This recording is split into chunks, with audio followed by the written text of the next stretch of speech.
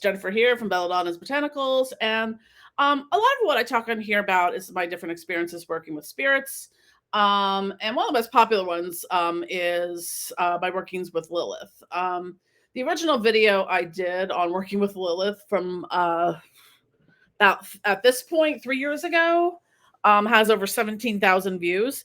It's not the greatest video in the world, and I just started working out with her then. But anyways, and I've made other videos about working with Lilith since then. That one just happens to be the most popular one for some reason. Anyways, this week has been really weird energetically. For multiple people I've talked to, like I literally slept almost all of Tuesday, Wednesday, and today, which is Friday. Like I have not like gotten up like officially until like 6 or 7 o'clock in the evening to be functional most days this week. And every once in a while I've had experiences where it's almost like it's like a deeply spiritual sleep, or a spiritual sickness overcomes you in a way where like on Wednesday it was particularly intense. Like I just felt like I could not stay awake for more than like 5 or 10 minutes at a clip. And like I was just literally came downstairs and passed out on the couch, and I just was like, it kind of felt like something was just kept pushing me down, like it was trying to communicate with me. And sometimes spirits will do that. They will kind of push you into especially if you're not paying attention, into a dream state or like the astral realm, to get their message or to do something.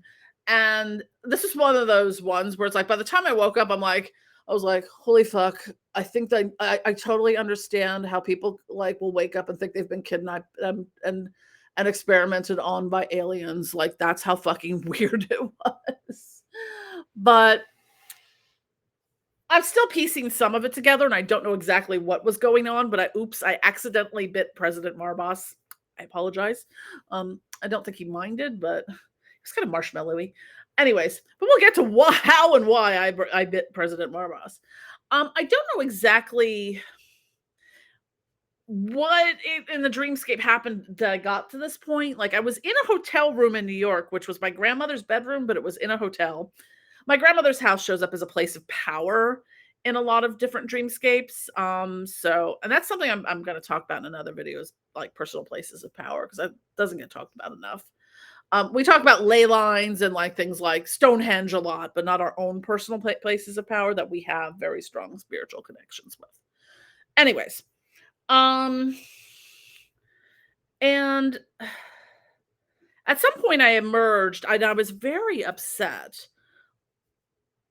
Like it felt like there was this like transition phase between like something was ending and beginning, like a relationship or something. And this person kind of transferred me over to what I figured out to be Lilith. It was very much of somehow I ended up in what might have been in a mall, which is a weird location, but it was like this medical BDSM alien dungeon kind of space. And the woman that was there, Lilith, I know her energy signature by now. She just looked a little different. She looked a little more dominatrixy than she normally does, for me at least. So, I was seated in this. I'm trying to figure out how to describe this chair that I was in. You know those massage chairs where you like sometimes they have them in airports where you kind of are leaned over, you've kind of got your head into like a headrest, and they do like a back massage on you, and you've kind of got your legs tucked over. It's kind of like a cross between that and maybe like a dentist chair or some kind of medical device chair. So that was that. I'm still not exactly sure what was going on. I need to commune with Lilith a little bit more, which I think I need to be awake for, or maybe go back into that state. Um, but she was doing various medical procedures on me. Now, sometimes working with spirits, like, well, a lot of times you'll see people talking about how they will work with like junk DNA, like or DNA manipulation, which I know sounds crazy. I don't know entirely enough about that aspect. I just know that it's something that's kind of associated. And a lot of times, like when we think about why we leave when you're working with different spirits, why do we do tag locks? Why do we leave, why do we use like a piece of hair or a fingernail? Or why do we use blood as an offering or sexual fluids as an offering?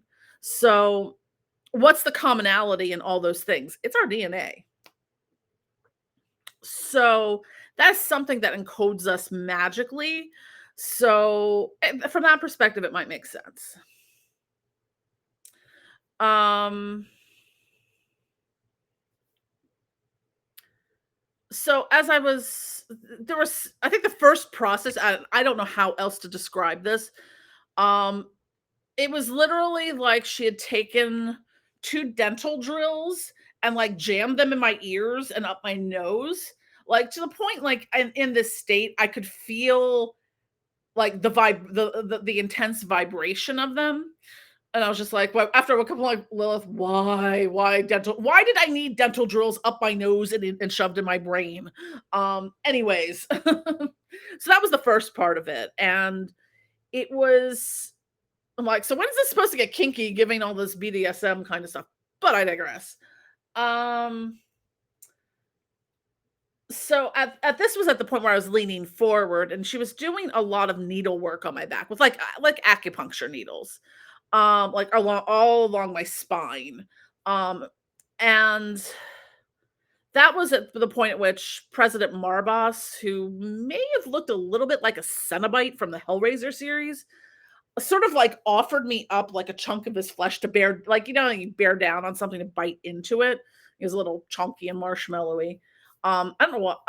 Okay, backtracking. I think where this happened was I'd started doing some Reiki self healing on myself, and I had like a healing thing on YouTube. And I know I had called into Lilith, Lucifer, and Marbas to do some healing on me because I think I was just like, I need my energy balanced out. This is the second day in a row. I can't like, my energy is all messed up. My back hurts, whatever. That could be why she was doing acupuncture in my back. But anyways, but it seemed like it had like a deeper kind of preparatory thing that she was doing. At some point I woke up. Oh, yes, because I had to pee while I was in wherever, I was. They gave me a bucket. I'm like, "Thanks." But I actually had to pee in this, human incarnation, so that's when I woke up to go pee. But I was just kinda like, "What the fuck just happened?" And I was just, like, laying there kinda still in a haze for, like, another hour or so, and I was just like, "Yeah, this makes sense. This is probably how people think they've been, like, kidnapped and probed by aliens. Because what the just happened?" Because I probably went down about 4 o'clock, and this was maybe 3, like, around 7, I think, that I came out of it, so I was like, "What the hell is going on here?" Um, so maybe they were healing me in their own special way, but I like to share these little experiences because I know sometimes when we're working with different spirits, when we have things like this, we're like, "Holy what the fuck just happened?" Because I've had similar kind of medical things like that come up before, but it was usually with Belial and Azazel. And they always and again, they have that like almost alien like guys, like very long pointy fingertips kind of doing things. And um it was weird. But I've had that kind of experience happen before, and it was only through talking to another practitioner at that time, I was like, "Yeah, is this" I'm like, "What the is this what was going on?" Because I was very new to it at that time, and they kind of explained a little bit like, "Oh, yeah, they're probably just tinkering with your junk DNA kind of stuff," and I'm like, "Okay." At least they're like, "Yeah, a lot of people go through this experience. It's normal." I'm like, "Okay, good to know." I still could be a crazy person, but at least other people are a crazy person along with me, so I'm not alone in my grippy sock vacation in hell. Anyways, um, so yeah, that's I'm still kind of trying to decipher some of this and trying to understand what the message was. It felt like I was being prepared. Oh, I know the other thing. Um, at some point I was there's always this like I think it is part of like the part of me that is really adept at lucid dreaming is that I was explaining to Lilith in this dream sequence how I have sensory processing issues. And if she does too many differential sensory things to me, that I will dissociate out of my body. I will completely dissociate. So not only did I have this weird dream experience, I had a dissociative episode while in a dream, another out of body experience while in a dream state. So while she was doing the stuff on my back, I dissociated in that dream state body, out of my body, and I'm walking around because now it seemed like we were on this rooftop plaza. It was in New York City, and everything was just, like, very elongated, but when I dissociated, I was like, I somehow there was some connection. I'm like, "I am in a library from my childhood, from when I lived in Georgia." And I have no I'm like, I don't even know if that's I remember there being a library when I lived in Rome, Georgia, but, like, I don't like, I moved away from there in 1984. It's like 9, so, um, I can't really visualize it in a way, but somehow in this dream, I kind of dissociated and transported to that location and then kind of came back. But it's weird to be cognizant of something from your physical realm to be able to explain it when you're deep in a really fucked up dream state. Like, "Oh, by the way, I have sensory processing issues, and if you trigger too many of them all at once, I'm gonna dissociate out of my body." 'Cause I actually have had that happen before. Um, if there's too much stimulation of different types, um, it'll just it's not necessarily in a bad way. It just like will relax me to the point that I just kind of fly off and land in, last time I had that happen, I ended up landing in a party that I was at in the summer of 2000. That was fun to revisit, but a little hard to explain. Like, sorry, I just I don't know how long I mean, I don't know how long I was gone. I was just like, you're here but not here when you have an episode where you dissociate. Now, I don't have dissociative identity, or I just was a dissociative identity disorder or multiple personality disorder, anything like that. But sometimes those sensory triggers or trauma triggers can cause um, you to dissociate, to have a volatile out of body experience. Like just all of a sudden, you're just not attached to your physical body, and you may go entirely somewhere else. Like I was explaining to someone recently, and I know I'm getting a little bit off topic here, but I was explaining to someone recently, um, because I have CPTSD, post traumatic stress disorder, and when people talk about trauma responses and triggers, and this is the way, so I'm like, we can time travel. We time travel to it's not just having a memory of that moment. It's not just like, oh, this song reminds me of this thing. We time travel to that moment to the point we can feel and sense and smell and whatever is associated with that experience. It is in that present moment happening again. You're there. You're not here. You're there experiencing that. And it's really and I had explained this, I like in a Facebook post or something, and someone was like, "Holy crap, I'd never thought about it before," but that is exactly it.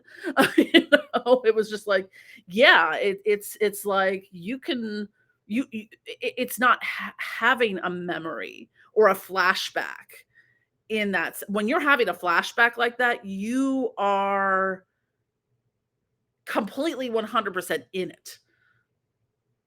in a way that it's like part of your soul broke off and time traveled back to that exact moment that that thing happened. That you can feel everything associated with it. So it's sort of like sometimes people minimize things like, oh, she was triggered by something. I'm like, that's very minimizing. Like, okay, I got triggered that, my asshole neighbor's playing music really loud. All right, whatever, because I had the sensory processing thing. That's one thing. When you have that kind of trigger where you go back and literally time travel back into your body at the moment of that is entirely different. Um Anyways, so I got a little bit off topic there on out of body experiences because I have had that happen before in dreams and astral travel where I've already been out of body and had like a secondary out of body experience. Um Someone's getting their car towed. Anyways, active night on our street. Already had a fire truck go by like 10 minutes. No, sorry, 16 minutes ago since I'm recording this. Um, Anyways, so yeah, I had that happen before, like in this dream. Like sometimes there's like energetic shifts that happen, and this was a couple years ago, but like in the dream, I lost consciousness, or maybe in the astral realm, I lost consciousness and then was out of my body, staring at my body. Like there was two me's at that point in time. So I had some really wild experiences. Like I don't have to leave my house to have these crazy ass adventures. Anyways, or just a crazy person who needs a grippy sock vacation. Um, but I hope you enjoyed. Thank you for watching. Don't forget to click like and subscribe. And I love you all. Don't forget to click the notification bell and all that good stuff. Anyways, love you all. Bye.